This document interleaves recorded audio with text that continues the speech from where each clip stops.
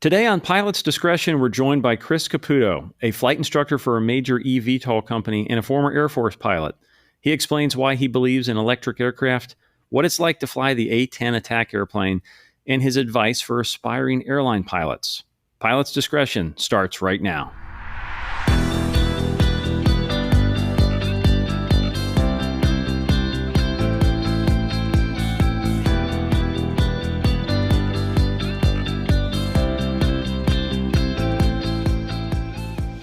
Welcome, pilots. I'm your host, John Zimmerman of Sporties, and thanks for listening. 3 quick tips before we get started. You can find show links and archives at sporties.com/podcast. You can email comments and guest ideas to podcast@sporties.com. And remember to leave a review in your favorite podcast app to help other pilots find the show. My guest today is Chris Caputo, call sign Pooter. He is a flight instructor with Beta Technologies, a Vermont-based company that is one of the leading companies in the race to develop an electric vertical takeoff and landing, or eVTOL, aircraft. Before joining Beta, he spent 31 years in the Air Force, logging more than 4,000 hours in the A-10 and F-16. He's also flown as a first officer with Delta Airlines on the 757 and 767. Chris, welcome to Pilot's Discretion. Well, John, thanks for having me today. It's a joy to be here with you, and look forward to the episode. We have talked about the eVTOL industry, or the advanced air mobility industry, multiple times on this podcast. We've had boosters like Greg Bowles from Joby. We've had some skeptics like analyst Richard Abulafia. As someone who's been around aviation for a long time from a lot of different perspectives, and now working for an advanced air mobility company, you, I think, have a helpful perspective for pilots. So sell me on the industry. Before we get into Beta in particular, why do you think the skeptics are wrong about eVTOLs? Well, quite honestly, I think they're wrong because we're doing it right now. We're actually flying the aircraft. We're using our own operational charging network. We recently just completed a cross-country mission from our flight test facility at the old Plattsburgh Air Force Base in New York, 1,400 miles out and back to Bentonville, Arkansas. So, seeing the technology, flying the aircraft myself, and the team that we have around here, building the 2 aircraft that we have right now, it's real. It's here, and the operational reduction in costs and the maintenance efforts to keep these aircraft flying are reduced, and you can't deny that we're on the precipice of the next offset in aviation. And I think we can accomplish meaningful missions as it is today, and we're only improving the technology as we continue to do the R&D. And it's an exciting time for this industry. It really is. And I think we're on a path that is going to have a meaningful impact with respect to climate change, and really change the way we move goods and services and people around the world. Beta feels like kind of a different eVTOL company to me, at least from the outside. Some of that, I think, is the headlines you read about Beta. There's some unique missions that go beyond maybe the typical mainstream press about skip the traffic in Los Angeles. You've got deals in place, I know, for things like organ transplant, package delivery. Do you think cargo is a better business model, at least initially, for eVTOLs than passengers? Personally, I do. If you just look at the regulatory pathway to entry into the commercial marketplace, and trying to keep it as simple and pragmatic as possible, I think the cargo logistics, medical, and our DoD partners are kind of the initial entry into the marketplace, where you're flying over, less populated areas, more rural kind of missions, and, that point to point. I personally believe a manned, piloted solution in that cargo logistics medical field is definitely the path to entry into the market. You mentioned DoD, and I know Beta's been involved in some Air Force and Army projects. As a military aviator yourself, what do you think about the potential military uses of these aircraft? Well, if you look where the military is right now and trying to reduce their logistical footprint and come up with more of an agile combat employment, uh, both fixed wing and vertical solutions, I think Beta Technologies provides a really practical solution to moving, medical supplies and blood and bombs and bullets amongst the battlefield. So we've got a really pragmatic solution that can help, along with our charging network, reduce that logistical footprint for our Air Force and Army. You mentioned the piloted part. That's been another debate in the industry. Some, flashy looking designs out there look like they're meant to be 100% autonomous. Do you think that's practical at this stage, or it seems like, at least in Beta's case, you're planning on piloted aircraft for the short term? Yes, it once again it goes back to trying to be super pragmatic about our solution. So we believe the quickest way to entry into the marketplace, working with our regulatory partners, the FAA, we want the same thing that they want. We want a super safe, reliable platform that can operate in the national airspace system. And right now, we feel that is with a pilot in the seat. Certainly, we are looking at, remotely piloted solutions, fully autonomous solutions in the future. But as I said earlier, we've got a platform that we're flying right now that has meaningful payload capacity, that is accomplishing meaningful range missions. We just completed a mission 255 nautical miles from Rochester, New York to Plattsburgh, New York on, four of our only five batteries in the aircraft. So, the technology is here. We're demonstrating it every day we fly, and it's real. And I think the quickest way to get this aircraft and this offset in aviation in the hands of, UPS and United Therapeutics and the Air Force and the Army and Blade and Bristow and LCI, some of our committed customers, is with a pilot in the loop. Now, you mentioned the charging infrastructure, which is, I think, interesting and an important point that gets overlooked sometimes in this discussion about this growing industry. And that's something I know Beta has worked on a lot. So tell me about the concept for the charging network and how important that is if eVTOLs are going to really succeed beyond a one-off. Well, we're kind of a systems engineering systems company. When we're trying to create an ecosystem of not just the electric aircraft, but the charging solution that goes with it, along with the pilot training and maintenance training.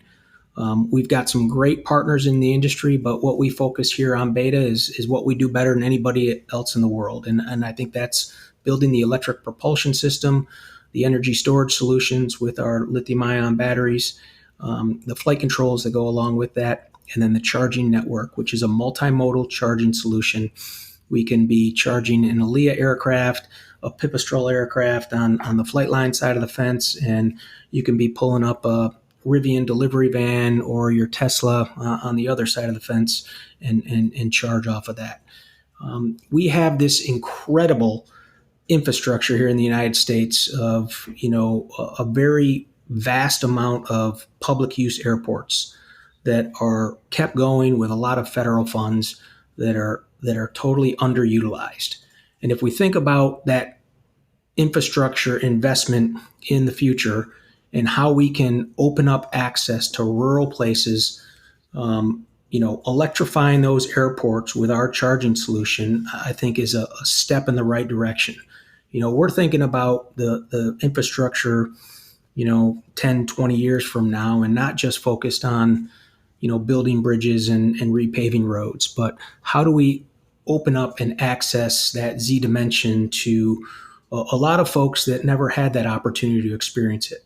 And you do that by electrifying the fleet as well as providing the mesh network and the ground game in the charging.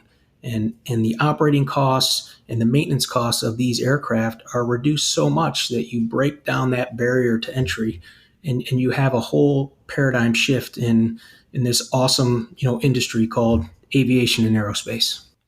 So as a pilot, what's it like if I get out of a Cessna 172 and get into an Alia, what's my first impression going to be? What's going to surprise me?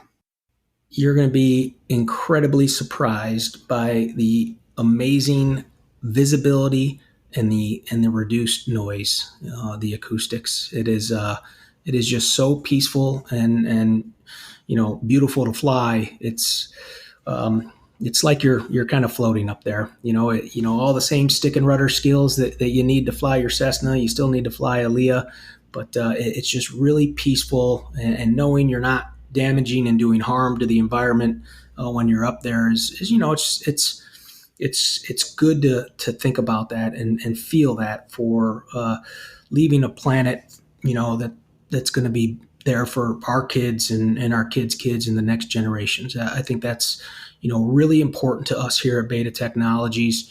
And it's a lot more than just about creating an electric aircraft or a charging network. We're really trying to turn the corner on climate change. And we all know, pretty much every form of transportation is migrating to electric, whether it's passenger vehicles, delivery vehicles, boats, bicycles, rail, buses. We're at a time where this technology is all culminating with these high energy dense, very safe battery technologies, carbon fiber composite, very high strength, lightweight structures, fly-by-wire technology. And then you've got, a guy like Kyle Clark that can bring all this vision together, and his leadership team and the folks here that we've got at Beta that take all this technology and design it around the electric propulsion system and create, an aircraft that's got meaningful capability to do commercial missions. And I think it's really, really unique and super exciting to be a part of.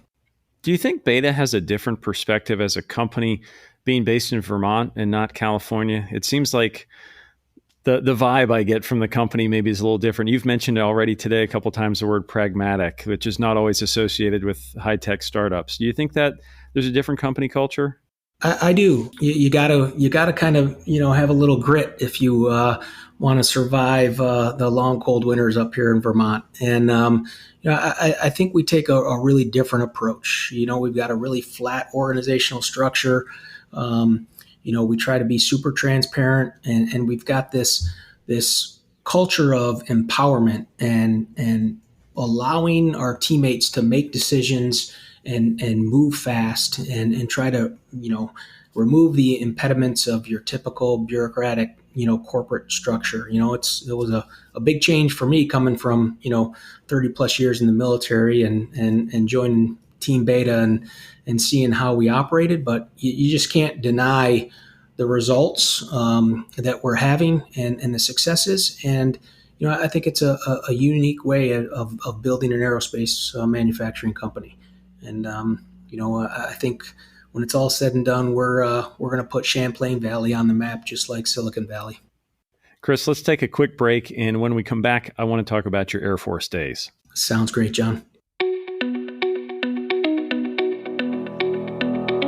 Earn your pilot's license, get current, or add a rating. No matter what your goal is, Sporty's pilot training app will save you time and money. It's available on all your devices, including iPad, iPhone, Android, and smart TVs, so you can access Sporty's award-winning courses anywhere. Plus, with up-to-date sync between platforms and free lifetime updates, you'll always be up to date. Over 25 courses are available, from private pilot to aerobatics. Visit sportys.com/discover for a free trial. Now, back to pilot's discretion. We're back with Chris Caputo of Beta Technologies. And Chris, before you moved to Beta, you had a long career in the Air Force. In particular, you flew the A-10, an airplane that has really a cult following, it seems like. So what, from your perspective as someone who's flown it, what makes that airplane special? Well, I think what makes it special is really the community and how you're brought up in that community. We talk a lot about who we are as an A-10 pilot and who you support. And it's all about making sure that you're doing right by the guys and gals on the ground, that you're out there providing that close air support. And it's not the most sexy machine. Doesn't fit that typical Air Force pointy nose kind of mantra, but it really stems from knowing your role on the team and that you're a support asset, and how that aircraft was designed. It's an aircraft that's designed around a 30 millimeter cannon to really do the job when called upon, and that is to support the troops on the ground. So let's talk about that cannon, because that's the defining characteristic, right? It's a airplane built around a gun in some ways. What's it like operating that? Does it do what all the videos on YouTube suggest it does? And then some. It really does. That machine is incredibly just point, shoot, and reliable every single time. And it's gotten me out of a lot of tight situations, and it's the ability to take a 2.5 mile shot and put rounds down range at 100 rounds a second is pretty impressive.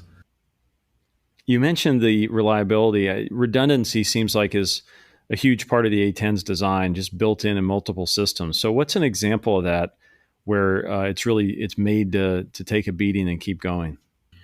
Yeah, I mean, obviously you've got the titanium bathtub that you sat in, and the added protection there, the manual version if you ever lost both hydraulic systems, the ability to, that was really just there to design to fly you out of enemy territory and back to, friendly airspace where you're, technically supposed to eject, but they found that you could actually land the aircraft in manual version. So the level of redundancy in that aircraft, all geared towards, making sure that you could stay on station, provide the support for the troops on the ground. It's just pretty impressive. So how about contrasting that with the F-16, which you also flew? It seems like that's like going from a 1-ton pickup truck to a sports car. What was the difference like between those two airplanes? They're two totally different aircraft, as you just mentioned, but that single seat fighter pilot mentality, it still applies, right? It's not just you out there in the F-16 when you're flying. You're typically in with a flight lead and a wingman, 2-ship, 4-ship, and you're working together. So it's all part of being a team.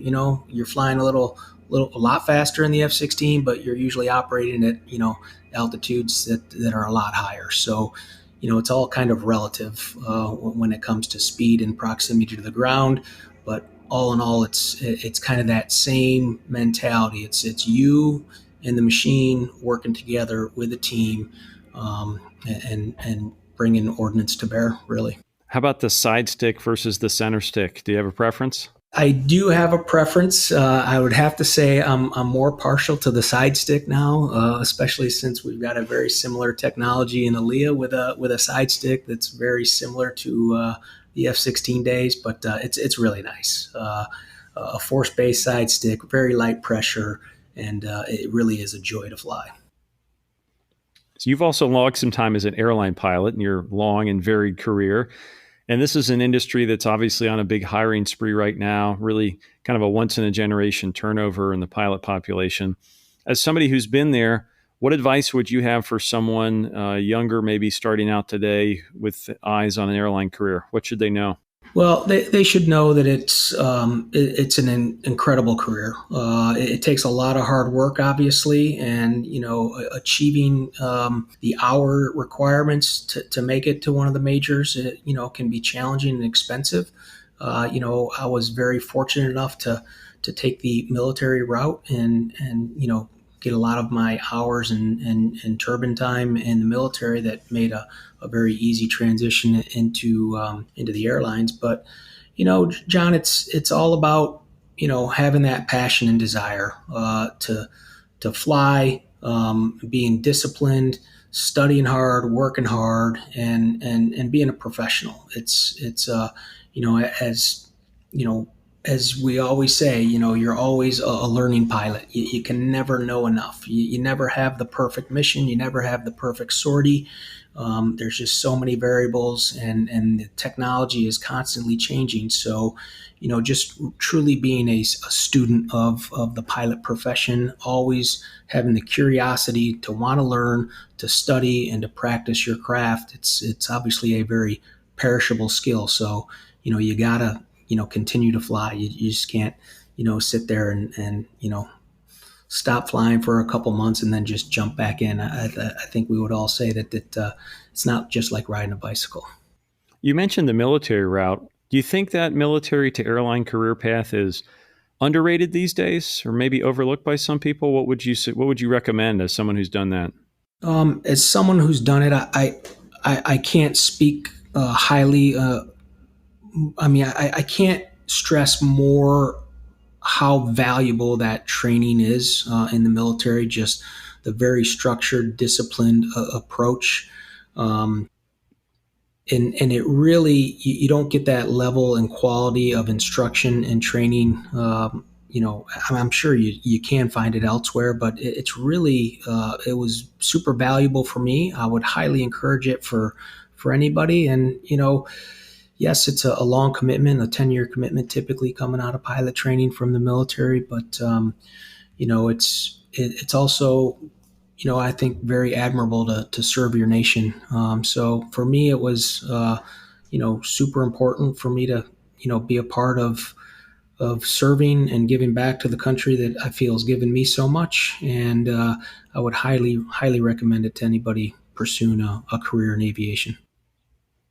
If you sit down in the cockpit of a 767 next to your partner for the next couple of days, how long does it take you to know whether he's a military pilot like you or not? It's pretty obvious. There's definitely a different way of going about organization in the cockpit and discipline and structure.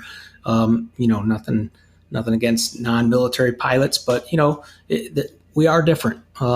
It's everybody's obviously always super professional, but you can just hear it in the lingo and how you conduct yourself on the flight deck. It's pretty obvious. All right, Chris, at the end of every episode, we like to do a lightning round, what we call ready to copy. I'll ask some questions on a wide variety of topics, and you give me your quick answer. Are you ready to copy? Ready to copy, sir. Beta offers all of its employees free flight training, something you've been involved with. Should more aviation companies do this? Walk the walk. Yes. What's the best thing about flight training for employees? What do they learn that surprises them? I think they learn really how difficult it is operating in the Z dimension, and the influx of information in the cockpit. So I think that's probably the biggest challenge. What do you think the major limiting factor is for eVTOL aircraft right now? Is it an engineering problem or a business model problem that's the harder one to overcome? I think it's a regulatory problem, and with this new and nascent technology and the unfamiliarity with it, and the education piece of how real it is and how close we are to closing and making this super safe, reliable, and commercially viable. I know the A-10 was designed to land on some pretty rough and remote strips. What's the strangest place you've ever operated one out of? Dry lake bed. Was it smooth or rough? Smooth. What sound does the A-10 cannon really make? Brr. All right, you can confirm all the rumors. Thank you. Here's a myth, I think. Do I have to have perfect vision to be an Air Force pilot? No, you do not. Is there a maximum height to be an Air Force pilot? I think there is, but I do not know what it is. Let's get your take on a popular quote that you'll hear, especially on a bar stool as the night goes on. Has the last fighter pilot been born already? No. Why not? I think there's a human aspect of bringing weapons to bear that you cannot replicate with AI. What do you wish you had known as a new airline pilot that you know now? If you could transport yourself back to that first day on the flight deck. I wish I had known a little bit more about crew resource management, particularly coming from the single seat fighter pilot community. Is that something that single seat military pilots struggle with or maybe don't appreciate at first? I think it really is. We have a form of it when you work together in a formation, but there's something different about being next to somebody on the flight deck and working with somebody, when I'm sitting there and, the captain calls for the gear and it's just like, well, why can't I just raise it myself? It's right in front of me. So yeah, it's just different, and it, when executed well, it's really impressive to see a captain and first officer working together in good CRM on the flight deck. It's like none other. Better airplane, Boeing 757 or 767 as a pilot? Boeing 757. I've heard that from many pilots. Why do you say that? Oh, well, I'll have to caveat the non-stretched version of the Boeing 757. It's just super responsive, extra power, the shorter field capability, high density altitude capability, just being able to, pretty much get in and out of anywhere you want and feeling very, very comfortable doing it. Another hot button topic is the 1,500 hour rule for airline pilots in general. I'm generalizing that 1,500 hours. Is that a good thing or a bad thing for the industry? I think it's time to revisit it. I think we can, with the advancement in technology and high fidelity simulation, I really think that we can take a look at changing the 1,500 rule. If you could fly any airplane in the Air Force inventory, current or past, what would it be? I think I would have to go back in time, John, and I've always been a big fan of those that went before us in World War II, and I think I'd go back to the P-47 Thunderbolt. The original Thunderbolt, right? You got it. How about prediction time here? When will I, as a regular customer, be able to take some type of eVTOL aircraft on a paid flight? Go from Cincinnati, Ohio to Columbus, Ohio, or Los Angeles on the north side to the south side. What's your guess on a month and a year? August 2026. All right, we'll check in with you in August 26 and see how we're doing. That sounds great. Our last question, Chris, is always the same on pilot's discretion. You have one final flight, and we want to know, what are you flying and where are you going? I am going to have to say I'm going to fly a Beta Technologies Alia 250, operated by United Therapeutics, and I'm going to be going to a hospital, delivering a heart, lung, or kidney, and hopefully saving someone's life. That is a unique and great answer to that question. Chris, thanks for being on the podcast. Thanks, John.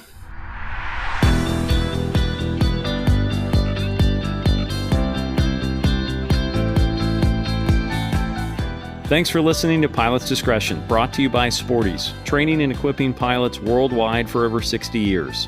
For more episodes and helpful links, visit sporties.com/podcast. And if you have comments or guest ideas, email podcast@sporties.com. I'm John Zimmerman. We'll see you next time on Pilot's Discretion.